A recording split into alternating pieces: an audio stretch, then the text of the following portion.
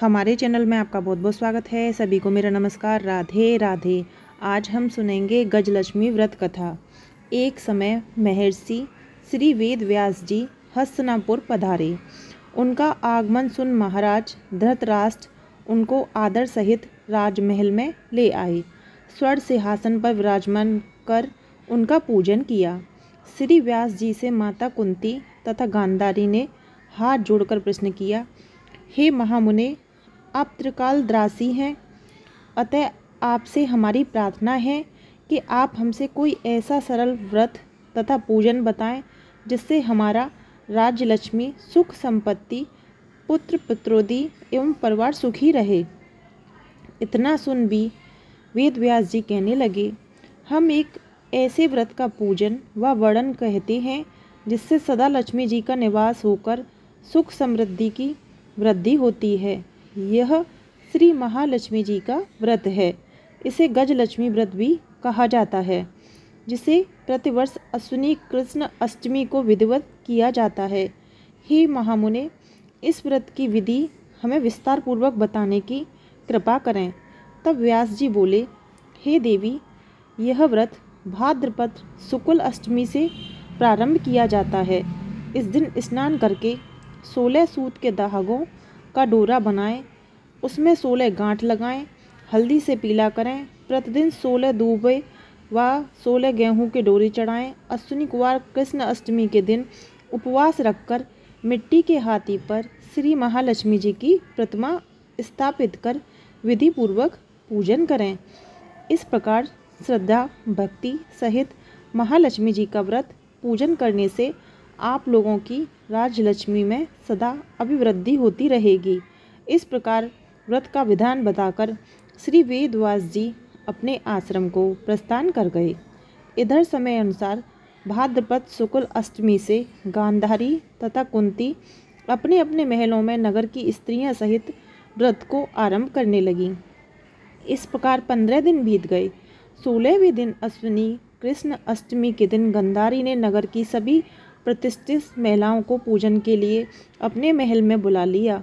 माता कुंती के यहाँ कोई भी महिला पूजन के लिए नहीं आई। साथ ही माता कुंती को भी गांधारी ने नहीं बुलाया। ऐसा करने से माता कुंती ने अपना बड़ा अपमान समझा। उन्होंने पूजन की कोई तैयारी नहीं की एवं उदास होकर बैठ गईं।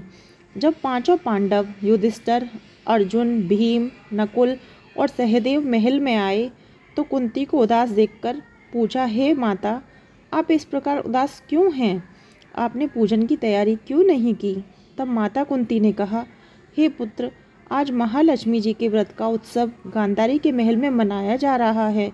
उन्होंने नगर की समस्त महिलाओं को बुला लिया है और उसके 100 पुत्रों ने मिट्टी का एक विशाल हाथी बनाया है, जिस कारण सभी महिलाएं उस बड़े हाथी का पूजन करने के लिए गांधारी के यहाँ चली गईं, लेकिन मेरे यहाँ नहीं आईं।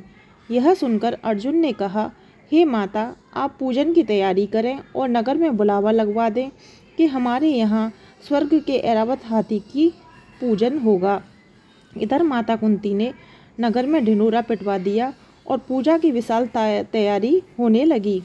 उधर अर्जुन ने बाणों के द्वारा स्वर्ग से ऐरावत हाथी को बुला लिया। इधर सारे नगर में शोर मच गया कि कुंती के महल में स्वर्ग से इंद्र का ऐरावत हाथी पृथ्वी पर उतरकर पूजा करेगा। समाचार सुनकर नगर के सभी नर नारी, बालक एवं वृद्धों की भीड़ एकत्र होने लगी। उधर गांधारी के महल में हलचल मच गई। वहीं एकत्र हुई सभी महिलाएं अपनी अपनी थालियां लेकर कुंती के महल की ओर जाने लगीं। देखते ही देखते कुंती का सारा महल ठसाठस भर गया। माता कुंती ने ऐरावत को खड़ा करने हेतु उनके रंगों के चौक पुरवाकर नवीन रेशमी वस्त्र बिछवा दिए। नगरवासी स्वागत की तैयारी में फूल माला, अबीर, गुलाल, केसर हाथों में लिए पंक्तिबद्ध खड़े थे। जब स्वर्ग से ऐरावत हाथी पृथ्वी पर उतरने लगा तो उसके आभूषणों की ध्वनि गूंजने लगी। ऐरावत के दर्शन होते ही जय जयकार के नारे लगने लगे। सायंकाल के समय इंद्र का भेजा हुआ हाथी ऐरावत माता कुंती के भवन के चौक में उतर गया। तब सब नर नारियों ने पुष्पमाला, अबीर, गुलाल, केसर आदि सुगंधित पदार्थ चढ़ाकर उसका स्वागत किया। राजपुरोहित द्वारा ऐरावत पर महालक्ष्मी जी की मूर्ति स्थापित करके वेद मंत्रोच्चारण द्वारा पूजन किया गया। नगरवासियों ने भी महालक्ष्मी पूजन किया। फिर अनेक प्रकार के पकवान लेकर ऐरावत को खिलाई और यमुना का जल उसे पिलाया।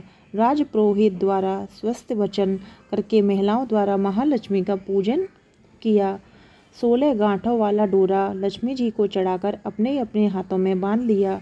ब्राह्मणों को भोजन कराया गया। दक्षिणा के रूप में स्वर्ण आभूषण वस्त्र आदि दिया गया। तत्पश्चात महिलाओं ने मिलकर मधुर संगीत लहरिया के साथ भजन कीर्तन कर संपूर्ण रात्रि महालक्ष्मी व्रत का जागरण किया। दूसरे दिन प्रातः राजपुरोहित द्वारा वेद मंत्रोच्चार के साथ जलाशय में महालक्ष्मी जी की मूर्ति का विसर्जन किया गया। फिर ऐरावत को विदा कर इंद्रलोक भेज दिया गया। इस प्रकार जो स्त्रियां श्री महालक्ष्मी का विधि पूर्वक व्रत एवं पूजन करती हैं, उनके घर धन धान से पूर्ण रहते हैं तथा उनके घर में महालक्ष्मी जी सदा निवास करती हैं। इस तरीके से हमारी गजलक्ष्मी व्रत कथा समाप्त होती है। आपको हमारी वीडियो कैसी लगी कमेंट बॉक्स में ज़रूर बताएं। वीडियो पसंद आई हो तो चैनल को सब्सक्राइब करें, वीडियो को लाइक शेयर अवश्य करें। इस तरीके की वीडियो आपको हमारे चैनल पर मिलती रहेंगी। सभी को मेरा नमस्कार।